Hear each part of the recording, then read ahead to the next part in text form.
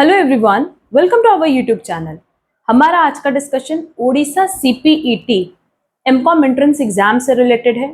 जो भी students Odisha CPET MCom entrance exam 2026 के लिए अटेम्प्ट करने वाले हैं, आज की क्लास उनके लिए रेलेवेंट है। बेसिकली हम लोग आज डिस्कस करेंगे कि ओवरऑल हमारा पेपर पैटर्न क्या है, कितने नंबर ऑफ क्वेश्चंस एग्जाम में कवर करते हैं, टाइमिंग क्या होगी, नेगेटिव मार्किंग है या नहीं, एंड हमारा सिलेबस क्या होगा। ठीक है, आज की क्लास स्टार्ट करने के पहले हम बता दें कि हमने अपने ऐप पे ऑलरेडी ओडिशा सीपीईटी के लिए classes, study material and test series launch किया हुआ है। जो भी स्टूडेंट इंटरेस्टेड होंगे वो परचेज कर सकते हैं। परचेज कैसे करना है, लिंक कहाँ प्रोवाइडेड है, वो सारी चीज़ें हम लोग क्लास में डिस्कस करेंगे। बट सबसे पहले आज हम लोग डिस्कस करेंगे कि हमारा पेपर पैटर्न क्या है। अच्छा, यहाँ क्योंकि मैक्सिमम स्टूडेंट्स इसलिए कंफ्यूज हो जाते हैं ना कि ओडिशा सीपीईटी या सीपीईटी की बात करें तो जैसे जैसे ईयर वाइज इनका पेपर पैटर्न चेंज होता जा रहा है, नंबर ऑफ एमसीक्यूज भी चेंज हो रहा है। एक टाइम था जब ये 80 एमसीक्यूज पूछते थे, फिर 70 एमसीक्यूज हुआ, अब 100 एमसीक्यूज है। तो अगर हमसे 2026 का पैटर्न पूछा जाए तो हमारे पास जो पेपर पैटर्न है वो हम बता दें कि पेपर में हमारे पास 100 एमसीक्यूज आएंगे।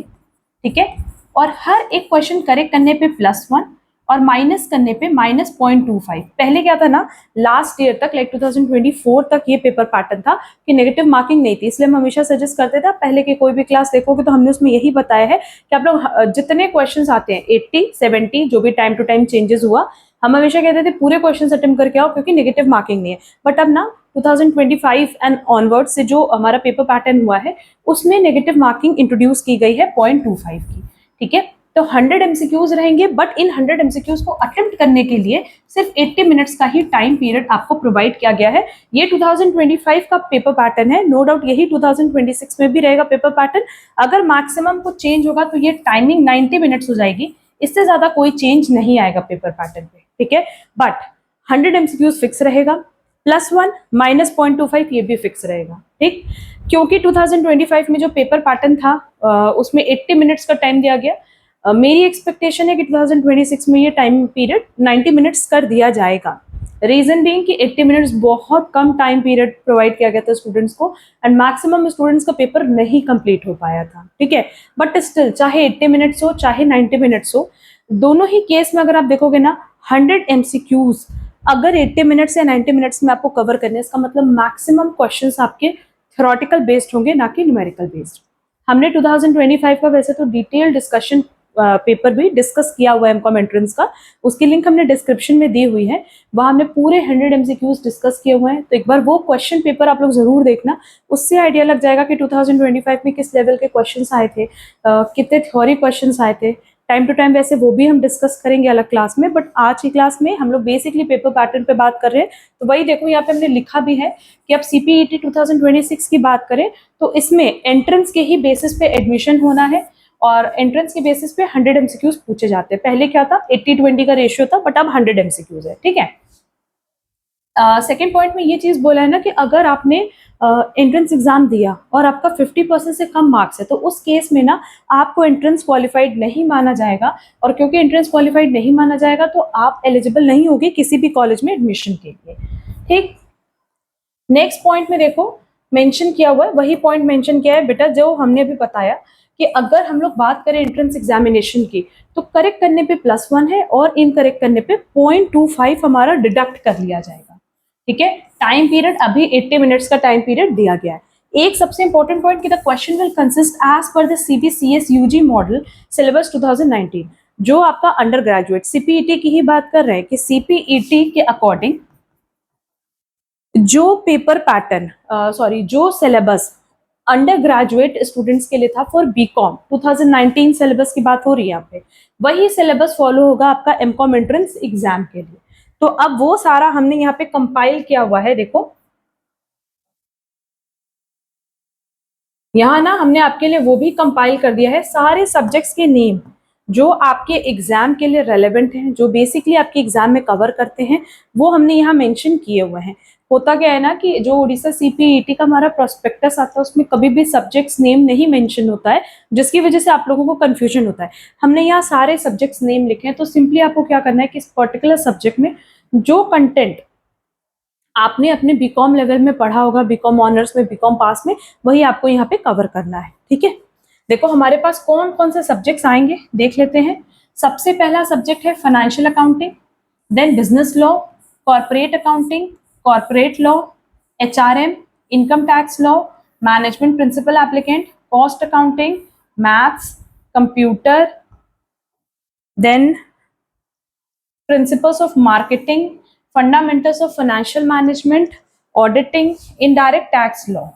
बट इसके अलावा और भी सब्जेक्ट्स हैं जिनमें आएगा हमारा microeconomics, macroeconomics, business statistics, Indian economy, banking and insurance. ये सारे सब्जेक्ट्स नो डाउट हमने बीकॉम में पढ़े हुए हैं, तीनों साल मिला करके यही सारे सब्जेक्ट्स हमारे होते ही हैं, और यही सारे सब्जेक्ट्स हमारे कोर्स का पार्ट भी है, बेसिकली एंट्रेंस एग्जाम का पार्ट है। ठीक है, अच्छा आप वैसे बेसिकली किसी भी यूनिवर्सिटी के लिए प्रिपरेशन करो, आइदर सीपीईटी, सीयूईटी और जामिया, हर एक एग्जाम में आप देखोगे ना एंट्रेंस एग्जाम के लिए यही सारे सब्जेक्ट्स होते हैं, बस शफल किए रहते हैं। जैसे सीयूईटी में अगर देखोगे तो 24 सब्जेक्ट्स फिक्स उन्होंने बताया है, बट यहाँ कुछ भी फिक्स नहीं बताया, तो हमने सारे सब्जेक्ट्स के नेम लिख दिए सो दैट आप लोगों को कंफ्यूजन ना हो और कोई भी एक्स्ट्रा सब्जेक्ट आप पढ़ करके ना जाओ। ठीक है, तो हमारी तरफ से हमने ये तो डिस्कस कर लिया कि हमारा पेपर पैटर्न क्या है, हमारे पास कौन कौन सा सब्जेक्ट्स हमें पढ़ना है। अब हम लोग ये डिस्कस कर लेते हैं आज की क्लास में कि किस तरीके से इसकी प्रिपरेशन हमें करनी है।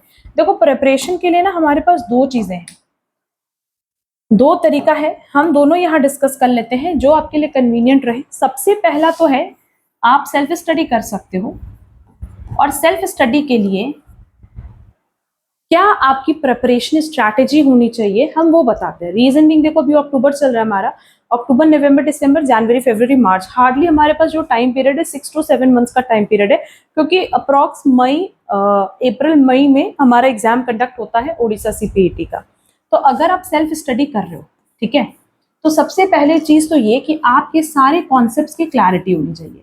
जितने सब्जेक्ट्स हमने ऊपर बताए हैं, अगर सारे सब्जेक्ट्स एक कॉन्सेप्ट की क्लैरिटी है, बहुत ईजिली आप लोग सारी चीजें कवर कर पाओगे। सेकेंड, हर एक सब्जेक्ट का आपको एमसीक्यूज प्रिपेयर करना है, और ये एमसीक्यूज प्रिपेयर करने के लिए हमने बहुत सारी ऑलरेडी यूट्यूब पे क्लासेस अपलोड की हुई हैं, जहाँ पे आप लोग देखोगे ना कि हमने एमसीक्यूज अलग अलग सब्जेक्ट्स के भी अपलोड किए हुए हैं, बहुत सारे मॉडल पेपर अपलोड किए हुए हैं, ओडिशा सीपीईटी के लिए भी मॉडल पेपर अपलोड किया है, past year question paper upload किया है, तो वो क्लासेस आप लोग कवर कर सकते हो। और एक सबसे इंपॉर्टेंट क्लास है मैराथन क्लासेस, वो भी आप कवर कर सकते हो। देन हमने आप लोगों के लिए एक प्लेलिस्ट बनाई हुई है, और उस प्लेलिस्ट में सारी रेलेवेंट क्लासेस जो कि ओडिशा सीपीईटी के लिए है वो हमने इंक्लूड की है, तो वो प्लेलिस्ट आप लोग फॉलो कर सकते हो। एंड लास्टली आप लोग हमारा टेस्ट सीरीज जरूर ज्वाइन करो, क्योंकि अगर आप सेल्फ स्टडी कर रहे हो तो हमारा यही सजेशन होता है कि आपकी कितनी प्रिपरेशन है, क्योंकि मोस्ट ऑफ द टाइम हमें लगता है कि हमारी प्रिपरेशन 100% है, बट होती नहीं है। हमने कहाँ कमी रखी है, हम कहाँ अपनी प्रिपरेशन सुधार सकते हैं, इसके लिए आपके पास एक सबसे अच्छा ऑप्शन होता है टेस्ट सीरीज का। तो अगर आप टेस्ट सीरीज ज्वाइन करोगे, हमारे पास जो टेस्ट सीरीज है वो सब्जेक्ट वाइज भी है, चैप्टर वाइज भी है, एंड ओवरऑल जैसा हमारा सीपीईटी का क्वेश्चन पेपर पैटर्न बनता है उस बेसिस पे भी हमने पेपर्स बनाए हुए हैं, ड्राफ्ट किए हुए हैं। तो वो टेस्ट सीरीज आप जरूर परचेज कर लेना, उससे आपकी subject wise, chapter wise and overall बहुत अच्छी एक प्रैक्टिस हो जाएगी।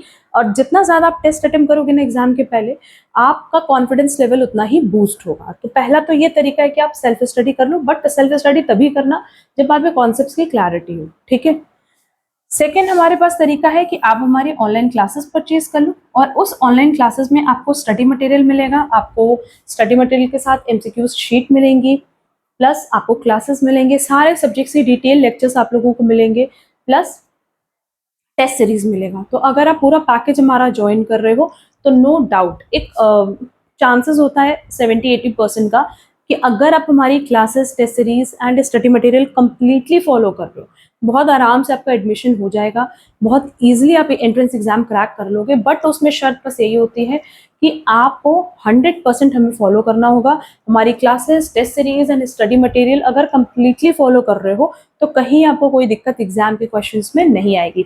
रीजन बिंग हमने हर एक क्लास के लिए, हर एक सब्जेक्ट के लिए बहुत सारे एमसीक्यूज डिस्कस किए हैं।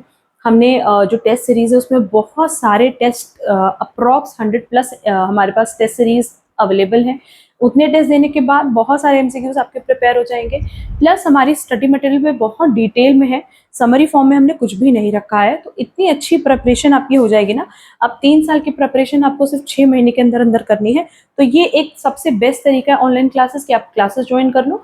एंड क्लासेस आप कहाँ से परचेज कर सकते हो, आप डायरेक्टली हमारे ऐप पे जा सकते हो, जिसकी लिंक आपको डिस्क्रिप्शन बॉक्स में दी है, वहां से आप डायरेक्टली क्लासेस परचेज कर सकते हो। क्लासेस से रिलेटेड अगर कोई भी डाउट है तो आप हमसे व्हाट्सएप पे कनेक्ट कर सकते हो, जिसकी लिंक आपको डिस्क्रिप्शन बॉक्स में दी गई है, ठीक है। अच्छा, हम एक चीज बताते हैं कि ऑनलाइन क्लासेस भी अगर ज्वाइन कर रहे हो तो भी जो हमारी एक मैराथन क्लासेस की प्लेलिस्ट है, plus past year question paper की जो प्लेलिस्ट है, वो हम हमेशा स्टूडेंट्स को कहते हैं कि वो आप लोग साथ ही साथ कवर करते जाओ, चाहे आप परचेज कर रहे हो क्लास या नहीं कर रहे हो। दोनों ही केसेस में हम कहते हैं कि ये दोनों प्लेलिस्ट आप लोग जरूर फॉलो करो, क्योंकि इसमें बहुत सारे एमसीक्यूज की आपकी प्रैक्टिस हो जाएगी, ठीक है। तो ये 2 तरीका था। अब प्रिपरेशन स्ट्रैटेजी भी हमने डिस्कस कर लिया कि अभी क्या प्रिपरेशन स्ट्रैटेजी होनी चाहिए। एंड मेरा यही सजेशन होगा कि अगर अभी तक आपने प्रिपरेशन नहीं स्टार्ट किया तो प्लीज आप लोग अब अपना प्रिपरेशन स्टार्ट कर दो। रीजन बीइंग 7-8 मंथ्स जो आपके पास रिमेनिंग है वो बहुत ज्यादा सफिशिएंट नहीं माना जाता। रीजन बीइंग कि इसमें आपके कॉन्सेप्ट्स की क्लैरिटी में ही बहुत टाइम लग जाता है। पहला तो तरीका होता है कि भाई आप कॉन्सेप्ट क्लियर करोगे, देन फिर नेक्स्ट हमारे पास होता है कि भाई हम एमसीक्यूज की प्रिपरेशन करें, फिर टेस्ट सीरीज देंगे। बहुत सारे एमसीक्यूज ऐसे होते हैं जो हमें कहीं ना कहीं नहीं याद होते, वो लर्न करना होता है। तो ये जो पूरा का पूरा एक प्रोसेस है ना, ये बहुत टाइम टेकिंग है, ठीक है। तो इसीलिए आप आज से अपनी प्रिपरेशन स्टार्ट कर दो, सो दैट जहाँ पे भी कोई डाउट हो उसके लिए आपके पास सफिशिएंट टाइम रहे, उसको आप दोबारा से रिविजन कर सको, ठीक है। तो ये हमारा आज का पूरा डिस्कशन था, जहां हमने paper pattern and preparation strategy के बारे में बात कर ली related to Odisha CPET students. अगर आप एमकॉम एंट्रेंस एग्जाम की प्रिपरेशन कर रहे हो तो हमने ऑलमोस्ट आपके सारे डाउट्स क्लियर कर दिए होंगे, ठीक है। बाकी अगर आप इंटरेस्टेड हो तो क्लासेस, टेस्ट सीरीज या स्टडी मटेरियल जिसमें भी इंटरेस्टेड हो वो आप परचेज कर सकते हो। अगर आज की क्लास यूजफुल लगी तो प्लीज वीडियो को लाइक, कमेंट, शेयर जरूर करना। चैनल पे नए हो तो चैनल सब्सक्राइब जरूर कर देना। अब हम लोग मिलेंगे हमारी नेक्स्ट क्लास में। आज के लिए बस इतना। Thank you so much.